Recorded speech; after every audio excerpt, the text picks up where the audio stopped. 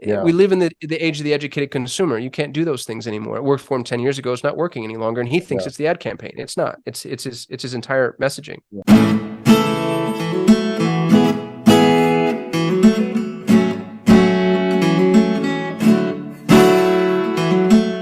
I see that actually a lot of in the agency space. Like the equivalent of that is like we got a lot of folks running Google ads for other people.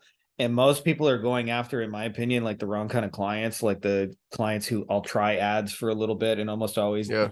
those are the people who come out of the Coliseum all like I got mauled by a tiger and barely came out alive kind of situation. But what ends up happening is they have clients who stay like 3-4 months. And if you simply just take an agency that can keep clients, say, a year, which usually if you keep them for a year, you're going to keep them for years and years, but let's just say 12 months just to make the numbers easy, is they can spend 4 months to go acquire that customer. And, all these little agencies like literally can't compete because they have no retention and no back end. Before we get rock and rolling here, because I don't want to keep too much of your time. I know you got a ton of awesome stuff to do, but I would love to hear your thoughts just on Performance Max and where you kind of see the future of that, because I was a little surprised to hear you go that you see it as a red ocean now that it's had enough time to go. But I'd love to just, break that down for us. Whatever you want to say is golden.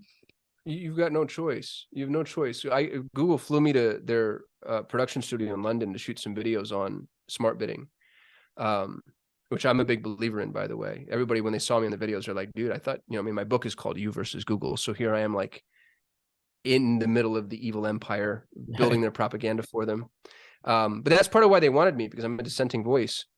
I happen to know for a fact, and this is not proprietary information, I'm not under NDA, we're losing most everything you hold dear from a Google Ads perspective.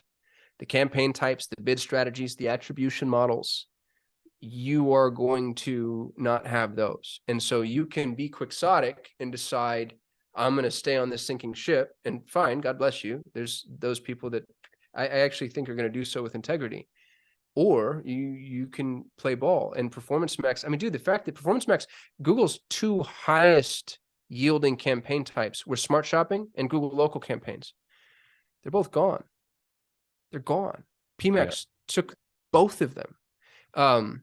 So Google's going to head, and if it's not under the umbrella of Performance Max, it's going to be that machine learning driven algorithmic bidding, auto optimization, smart bidding, you don't touch shit paradigm. AI So while money for you. Yeah, while we have traditional campaign types, make hay while the sun is shining, but on a long enough timeline, I mean, dude, just look what's happening in the world of AI. It's amazing. Yeah. It's amazing. And Meta's at a certain already point, you're going to go to right? Google and you're going to be like, here's my domain, here's my credit card, go. God bless you. Yeah. And like, that's basically what Facebook ads are today. So, I mean, what you described is that.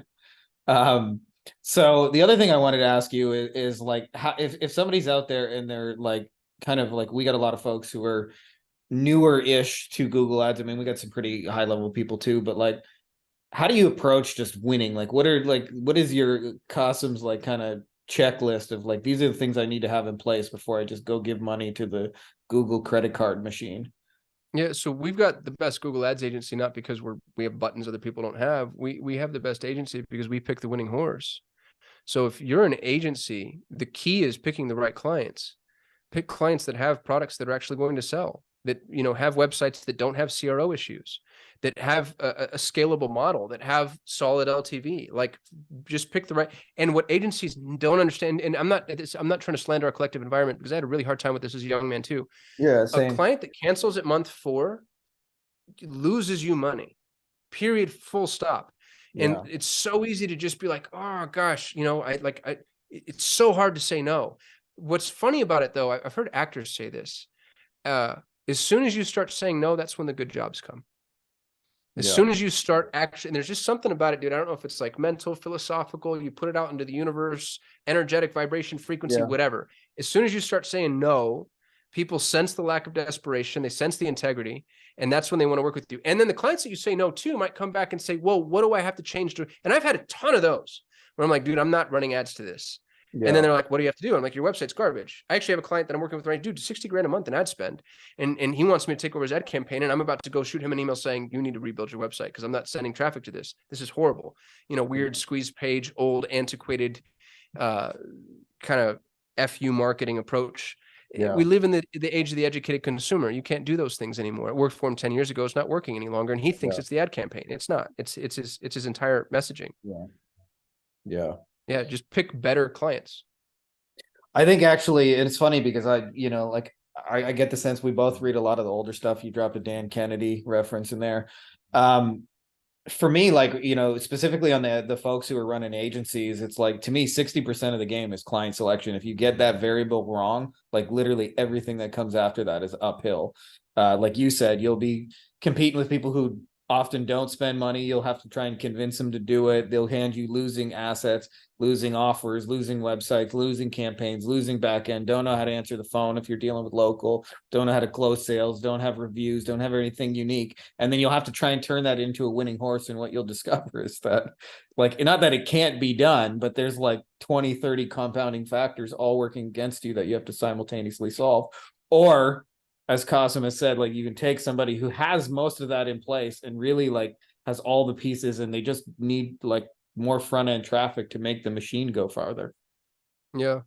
Yeah. What's funny is when you take the bad client and they fail, the client blames you. And what's hard to wrap your head around is they're right. Yeah. You can't take somebody like that out onto the track, cut them loose, and not have some culpability. Yeah. Like you basically enabled them. You told them, hey, I think this is a good idea. Let's go spend your money. So there's a weird trust that people have to rise to the occasion of. And I know that sounds a little naive or, maybe kind of preachy, but I think it's just gray beard, dude. I think it's just like me being old and having done this. I'm 17 you years got in six business now. gray hairs in that Yeah. beard. I I know have you're all not the great, dude. I've named them. Yeah. Named them after the gladiators, some Spartacus. But I feel like people have it's like being a financial advisor. You have a fiduciary responsibility to the people whose money you're spending to tell them, hey, maybe you shouldn't do this. I've had clients. I had one in particular. They were a MSP. They were a software application that they were crushing life. It was amazing to see. It was a startup. We knew the guys from the very beginning, the founders, bootstrapped. They had $15 CPCs. They're signing customers on left, right, and center. And then all of a sudden, one of their competitors gets VC funding, and then another one, and then another one. And we just, in, I don't know what, less than 6 months, $15 CPCs go to $150 CPCs. And the way that their model worked, because they didn't have contracts, I was like, y'all, this can't be where you get your traffic. And so we had to cut them loose. But that's one of my rules with my client managers is we fire the client before they fire us. Yeah. Let them know, be the canary in the coal mine. Like, hey, this isn't working. I'm seeing that now. I don't know if you're seeing this on your end. The market is softening, like across industries, some scary shit going on, and nobody wants to talk about it. But I'm just like, I got $100 million in ad spend under management, and I'm seeing industries that have nothing to do with each other, but the trend lines are all like, everybody's just backing up. We all want to see what the Fed's going to do, what happens with the bank bailouts. Yeah. Definitely like a timidness to the market I'm seeing too. I actually have friends, because you dropped the real estate investing reference, that have winning businesses that are like, especially because their margins are so high, they find one deal, they might make 150 grand kind of thing, and they're pulling out because they're scared of just like what's going to happen right now. So I'm definitely seeing. Dude, when the smart money waits in the wings, a lot of it is self-fulfilling prophecy. Yeah. A lot of it happens now because we've decided that it's going to happen. Yeah. So what's horrible to say too, and this is going to sound predatory, and I don't mean for it to be, but it's going to be good for me, because the little agencies aren't going to be able to weather the storm. They're all going to fall off or burn off. Anybody bigger than me is probably not going to perform as well because they're generally not niched down. And so I get to clean up all the mess from the bottom, and I get to usurp people that were previously unusurpable from the top. Yeah. So, we'll take a hit, but it's one step back for 5 steps forward. Yeah. And we're pretty lean, man. I'm sure you guys are too. So we can absorb those hits. That's not that y'all wanted to go full on Gandalf here, but if anybody's asking for advice from an agency owner, you shall not start. Yeah. Get good at money. Get good at be lean. Don't go buy a Ferrari.